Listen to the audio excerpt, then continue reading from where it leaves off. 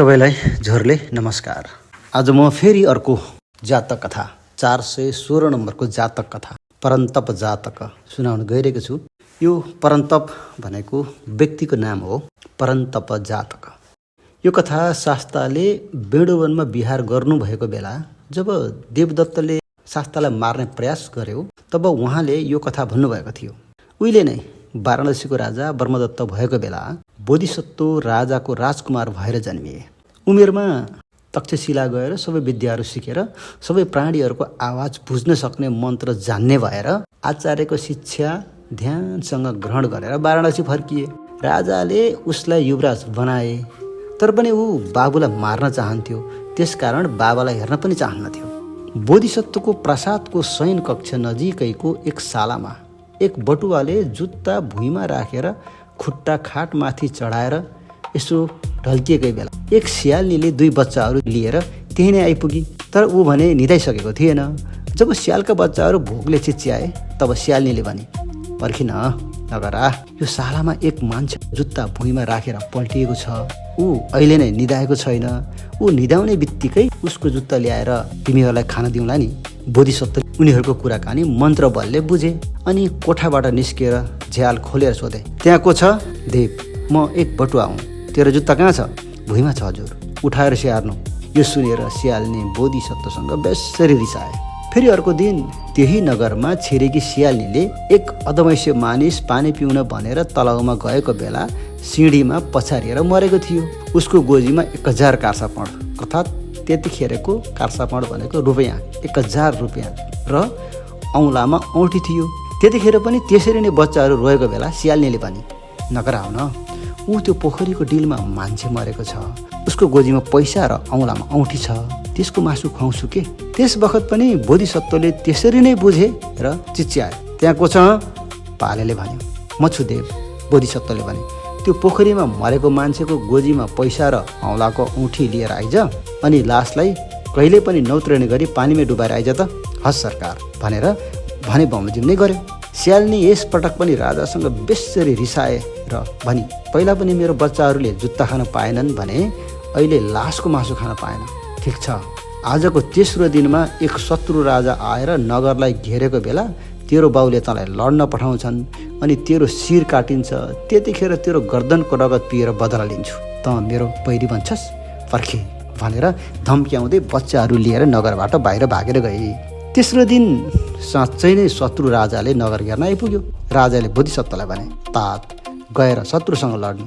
देव, मैले केही अपशगुन बुझेको छु, जाने हिम्मत छैन, मृत्युको भय छ, मर्नु र नमर्नुसँग मलाई सरोकार भएन, गएर त हेर पहिला। बोधिसत्व, हुन्छ देव भनेर जता शत्रु छ त्यताबाट भन्दा अर्को बाटोबाट ढोका उघालेर हिँड्यो। ऊ बाहिर निस्केपछि त्यही ढोकाबाट सबै मानिसहरू सँगै निस्केर नगर खाली भयो। ऊ सबै सहित अनुकूल भएको ठाउँमा छाउनी बनाएर बस्यो। राजाले सबै कुरा बुझेपछि प्राण बचाउन भनेर रानी, पुरोहित र परन्तप नामक सेवक लिएर रातमा भेष बदलेर जङ्गलमा भागे। बोधिसत्वले राजा पनि भागेको सुनेपछि फर्केर आए। शत्रु राजासँग लडाइँ गरिकन जितेर आफू नै राजा बने। बाबा भने नदीको किनारमा एक झुप्रो बनाएर फल मूल खाँदै गुजारा गर्न थाल्यो। राजा र पुरोहित फलमूल खोज्न जाने र रानी र परन्तप दास भने झुप्रोमा नै बस्दथे।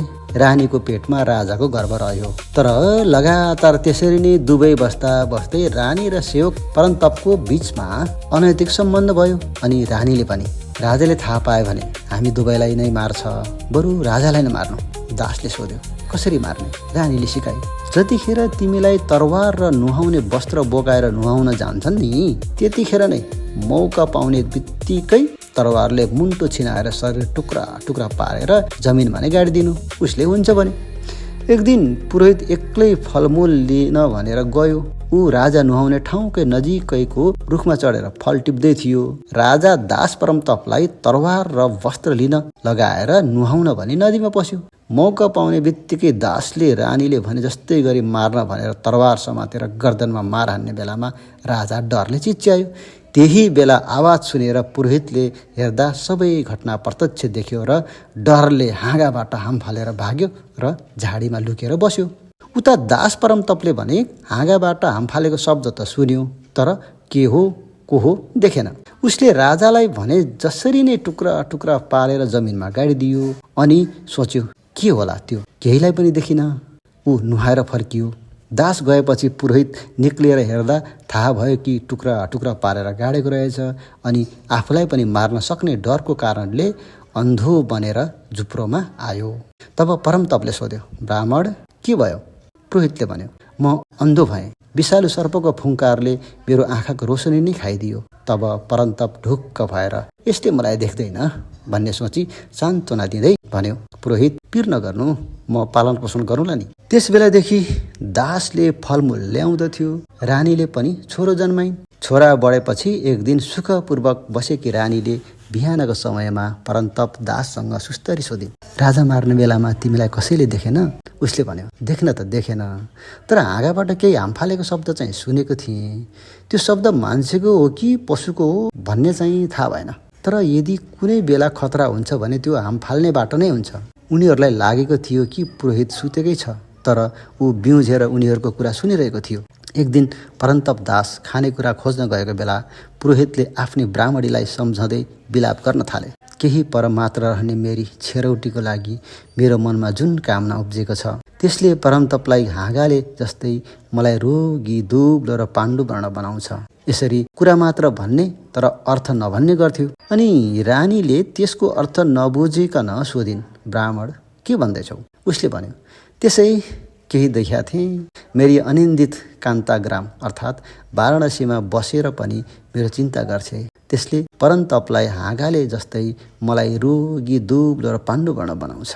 फेरि अर्को दिन भन्यो, हे कर्ण वर्ण अच्छे कोण अर्थात् भ्रिकुटीमा कालो आँखी भाउ भएकी तिम्रो मधुर हाँसो र मधुर बोलीले मलाई त्यसरी नै रोगी दुब्लो र पाण्डु वर्ण बनाउँदछ जसरी परमतपलाई त्यो हाँगाले। समय बितेपछि कुमार 16 वर्षको भयो।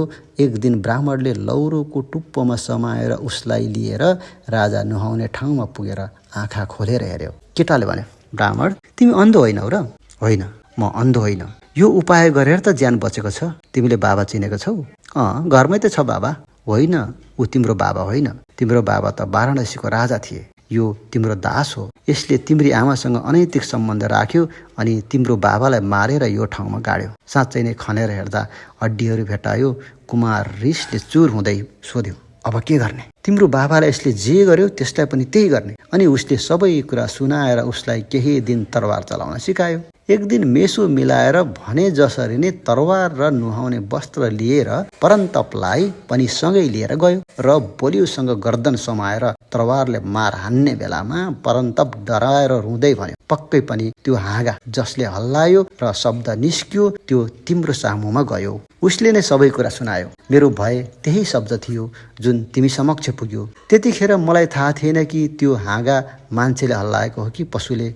आज थाहा भयो मान्छेले रहेछ। कुमारले भन्यो, ए मेरो बाबालाई धोका दिएर मारेपछि मात्र बल्ल आज थाहा भयो कि त्यो हाँगामा लुकेको शब्दको भयले नै मलाई भेट्छ भनेर। भन्दै तरवारले गर्दन छिनालेर शरीर माटोमा गाडिदियो र माथिबाट हाँगाको स्याउलाले ढाकेर तरवार धोएर नुहाएर झुप्रोमा पुगेर पुरोहितलाई सूचना गर्यो कि त्यो मर्यो भनेर। तर अब यहाँ के गर्ने? उनीहरू सबै वाराणसी फर्किए।